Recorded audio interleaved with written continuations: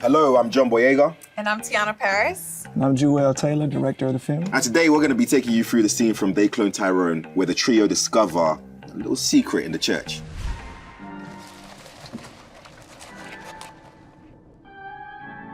Point the way, huh? You know, this bootleg Scooby-Doo trio, where they're kind of, they're doing a tail and surveil in the neighborhood, kind of ensuing the chase, but ultimately the chase leads them to the church.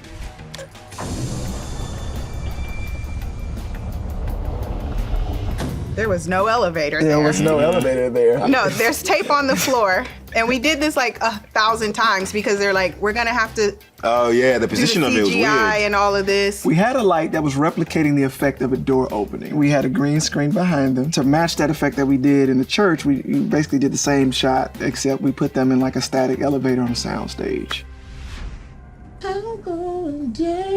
So this scene is written in the script.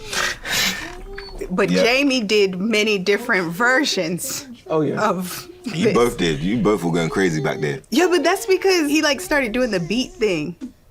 The beatbox is where it really took off. Right. Yeah. I was like, oh, Yeah. let me jump in. Okay.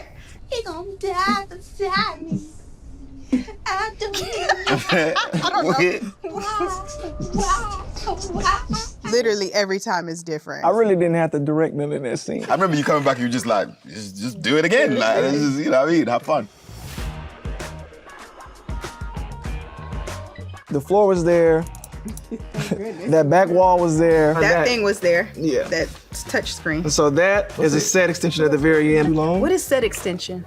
That just means like when you say I want to make a 1,000-foot hallway, but I only got 10 feet of actual set. Oh, so it's like it's green. The rest of it is black or blue, green. or yeah, a color, yeah, and then color, you fill and it then in. you fill it in.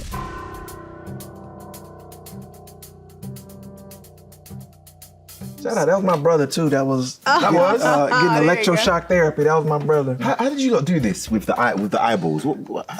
She was amazing. She was actually a stunt actor. We got a couple of little mini stories in there. You know, some of the psychological suggestions. Seeing in this, of course, is just beauty standards of what we as, you know, Black people sometimes get inundated with versus, you know, What it is. yeah, led to believe that your hair ain't beautiful as it is. So that's kind of what she's seeing right now. This made me so uncomfortable in a good way, though. It just matches the narrative well. The design process of the movie kind of stemmed out from a central kind of ethos that this neighborhood and everything in this movie was in this like hermetically sealed bubble that's outside of space and time. Like they just live in a place that's been forgotten. We just extrapolated that above ground, we extrapolated that underground. We imagined like if MK Ultra never shut down and it became MK Opera. It like evolved instead of shuttering. What's wrong, y'all? We done crossed the Rubicon. Yeah. This was so hard to shoot at like 3 in the morning at that. Yeah, it was freezing cold too. So it was like a wind tunnel. And it was one shot, so we all needed to know these lines. There's a lot of improvisation in terms of how they're moving in this scene.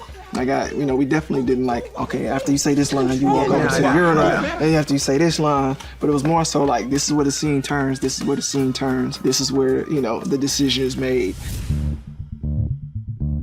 How many pods were actually on set? All the pods that you see right there in the middle are there, and then there's one more layer of pods, and then that was it. But It was pretty vast to be on a stage. Yeah, on set, it Yeah. felt like it was all there. Yeah. But some of them were like partial clutches. So some of them was only a half pod where there was 3, but there was no backside. Yeah. Basically CGI. Thank you for watching with us. Don't forget to check out They Clone Tyrone, only on Netflix.